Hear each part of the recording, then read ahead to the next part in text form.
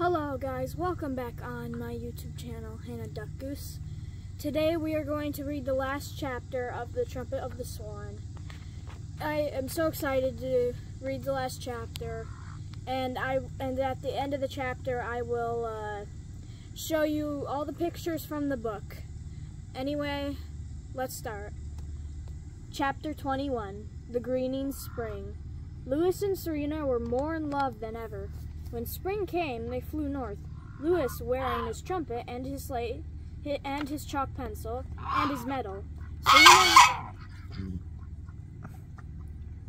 Serena wearing nothing at all. Now that he no longer had to work and earn, Lewis felt a great sense of relief. No more would he have to carry a money bag around his neck.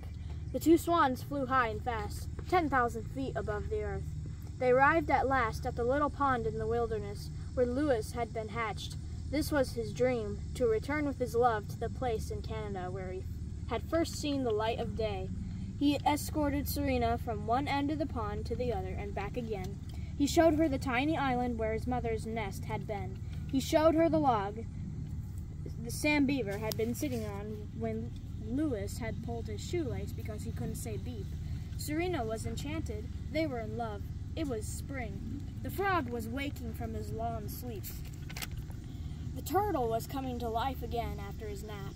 The chipmunk felt the warm air, soft and kind, blow through the trees, just as it did in that springtime when Lewis's father and mother had visited the pond to nest and raise their young. The sun shone down, strong and steady. Ice was melting. Patches of open water appeared on the pond. Lewis and Serena felt the changing world, and they stirred with new life and rapture and hope. There was a smell in the air, a smell of earth waking after its long winter. The trees were putting out tiny green buds. The buds were swelling. A better, easier time was at hand. A pair of mallard ducks flew in. A sparrow with a white throat arrived and sang, "Oh, sweet Canada, Canada, Canada." Serena chose a muskrat lodge on which to build her nest. It was the right height above the water. The muskrats had built it of mud and sticks. Lewis had hoped his wife might decide to make her nest in the same spot where his mother had built hers. But females are full of notions. They want their own way, pretty much, and Serena knew what she was doing. Lewis was so delighted when he saw her begin to construct the nest. He didn't really care where it was. He raised his horn to his mouth and played the beginning of an old song called "It's Delightful to Be Married." To be married.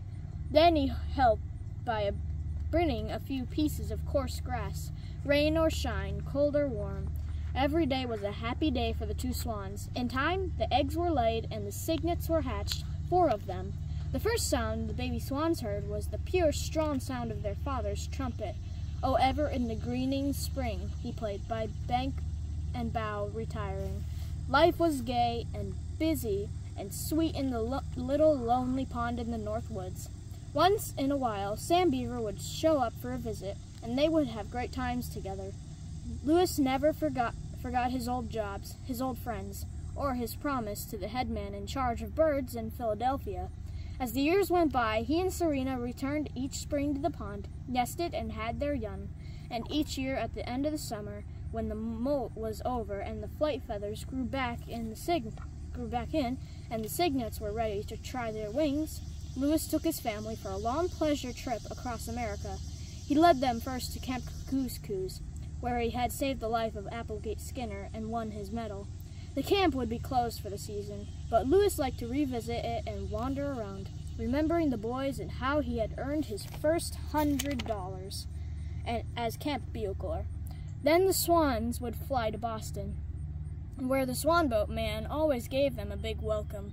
Lewis would polish up his horn, blow the spit out of it, and swim in front of the boats again, playing "Row, row, row your boat," and the people of Boston would hear the familiar sound of the trumpet of the swan and would flock to the public garden. Then the boatman would treat Lewis and Serena to a night at the Ritz Hotel, while the cygnets spent the night by themselves on the lake, watched over by the boatman. Serena dearly loved the Ritz. She ate dozens of watercress sandwiches and gazed herself in the mirror. and swam in the bathtub. And while Louis stood and looked out of the window at the public garden down below, Serena would walk round and around, turning lights on and off for the fun of it. Then they would both get into the bathtub and go to sleep. From Boston, Louis would lead his family to the Philadelphia Zoo and show them Bird Lake. Here he would be greeted warmly by the head man in charge of birds. If the zoo needed a young trumpeter swan to add to its collection of waterfowl, Louis would donate one of his cygnets just as he has promised. In later years, Philadelphia was also the place where they would see Sam Beaver. Sam took a job with the zoo just as soon as he was old enough to go to work. He and Louis always had a great time when they got together. Louis would get out his slate and they would have a long talk about old times. After visiting Philadelphia, Louis would fly south with his wife and children so they could see the great savannas where alligators dozed in the swamp water and turkey buzzards soared in the sky. And then they would return home to spend the winter in the Red Rock Lakes of Montana in the lovely, serene Continental Valley, where all trumpeter swans feel safe and unafraid. The life of a swan must be a very pleasant and interesting life, and of course Louis's life was particularly pleasant because he was a musician. Louis took good care of his trumpet.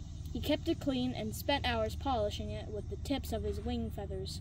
As long as he lived, he felt grateful to his father, the brave Cobb, who had risked his life in order to give him the trumpet he needed so badly.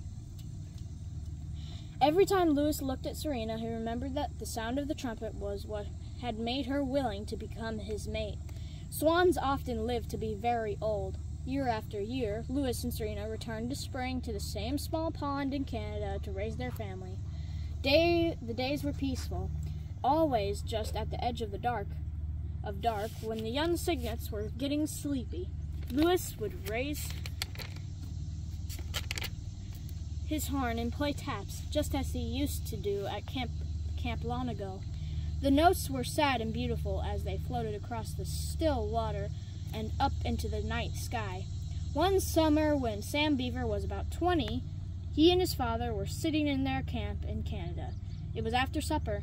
Mr. Beaver was rocking in his chair, resting after a day of fishing. Sam was reading a book. "Pop," said Sam, "what does crepuscular mean?" "How should I know?" replied Mr. Beaver. "I never heard the word before." "It has something to do with rabbits," said Sam. "It says here that a rabbit is a crepuscular animal." "Probably means timid," said Mr. Beaver. "Or maybe it means that it can run like the Dickens. Or maybe it means stupid. A rabbit will sit right in the middle of the road at night and stare into your headlights and never get out of the way. And that's how a lot of rabbits get run over. They're stupid." "Well," said Sam, "I guess the only way to find out what crepuscular means is to look it up in the dictionary." "We haven't got a dictionary here," said Mr. Beaver. "You'll have to wait till we get back to the ranch." Just then, over at the pond where the swans were, Louis raised his horn and played taps to let his children know that the day had come to an end. The wind was right, and the sound carried across the swamp. Mr. Beaver stopped rocking. "That's funny," he said. "I thought I heard the sound of a trumpet just then." "I don't see how you could," replied Sam. "We're alone in these woods." "I know we are," said Mr. Beaver. "Just the same, I thought I heard a trumpet, or a bugle." Sam chuckled. He had never told his father about the swans in the pond nearby. He kept their secret to himself. When he went to the pond, he always went alone. That's the way he liked it, and that's the way the swans liked it. Whatever happened to your friend Louis?" asked Mr. Beaver. "Louis was a trumpeter. You don't suppose he's somewhere around here, do you?" "He might be," said Sam. Have you heard from him recently?" asked Mr. Beaver. "No," replied Sam. "He doesn't write anymore. He ran out of postage stamps, and he has no money to buy stamps with." "Oh," said Mr. Beaver. "Well, the whole business about that bird was very queer. I never did fully understand it." Sam looked across at his father and saw that his eyes had closed. Mr. Beaver was falling asleep. There was hardly a sound to disturb the stillness of the woods. Sam was tired and sleepy too. He got out his notebook and sat down at the table by the light of the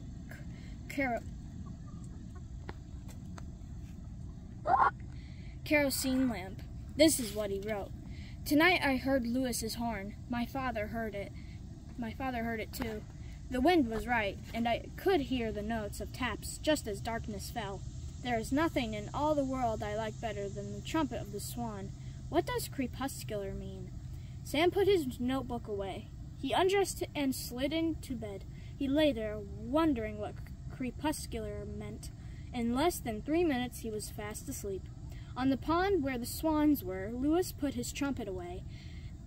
The cygnets crept under their mother's wings. Darkness settled on woods and fields and marsh.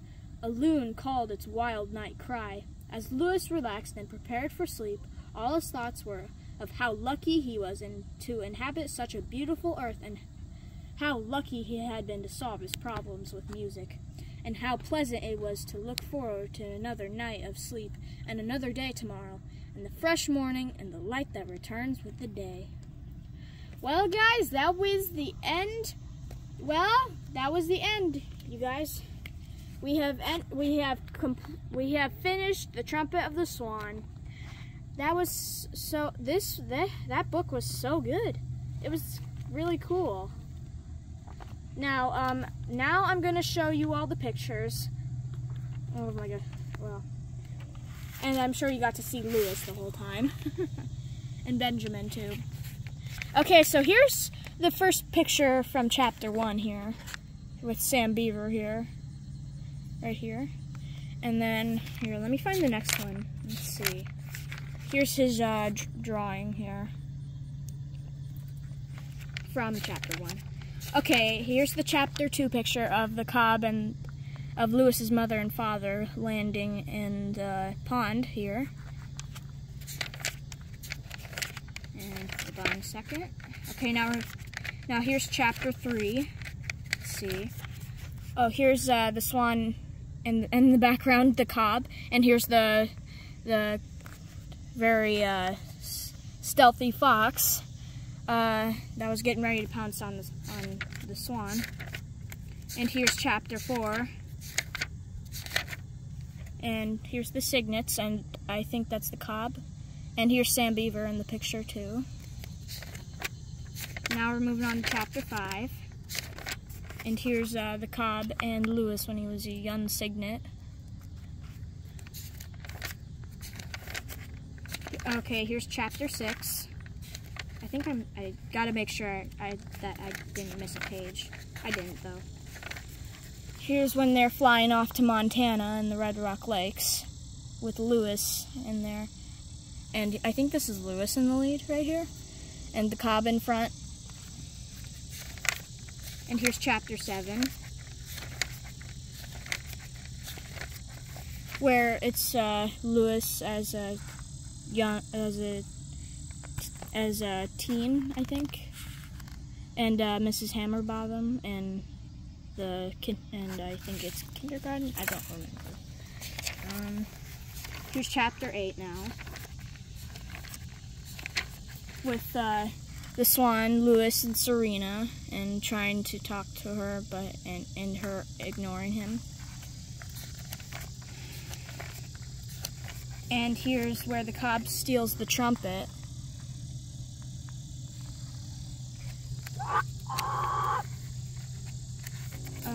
Okay, so here's chapter 10 now, with Lewis trying to figure out how to play his trumpet.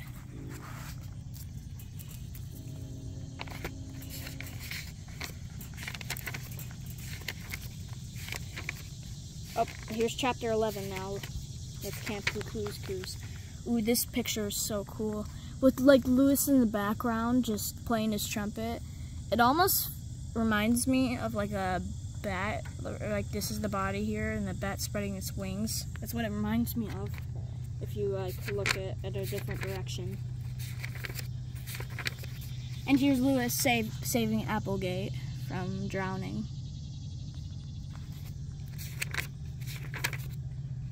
Okay, well this is just an image of a trumpet here. That I just include that as a picture. And here's Lewis playing the trumpet.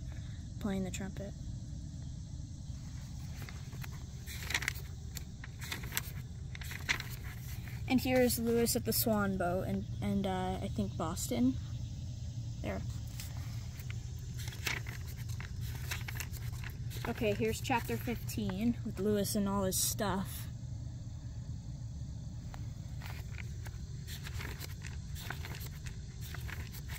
Here, this is the waiter, I think, and with Lewis handing him money. Right there.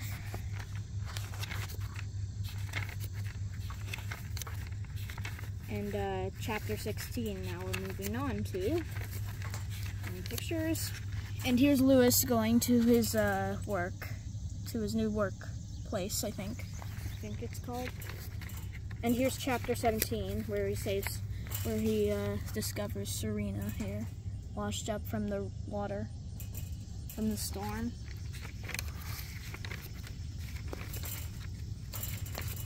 And here's them hanging out together and having a great time.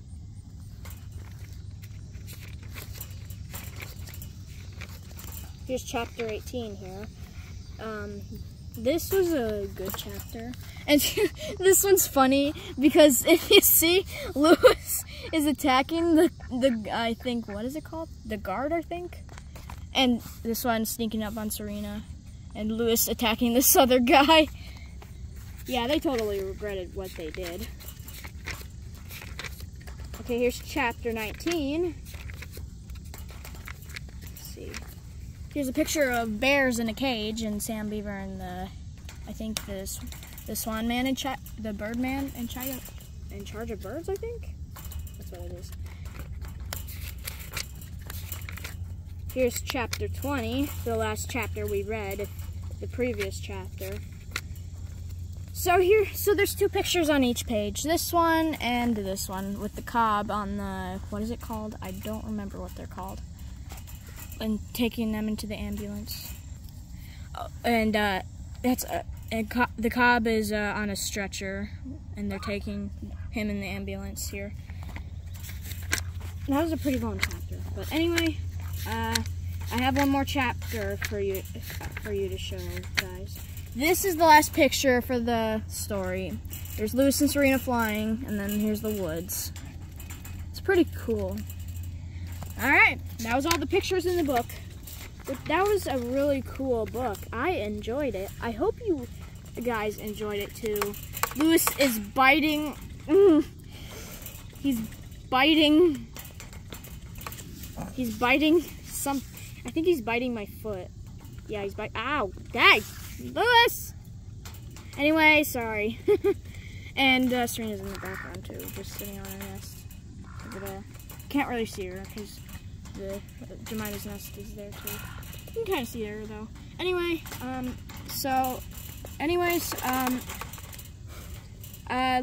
if you guys want to hear more like bird books that involves ducks, geese, or swans, let me know in the comments if you guys come up with a book or see one on a website or something. So anyways, I've been rambling a lot. I hope you enjoyed this video. Leave a like and subscribe, and stay free.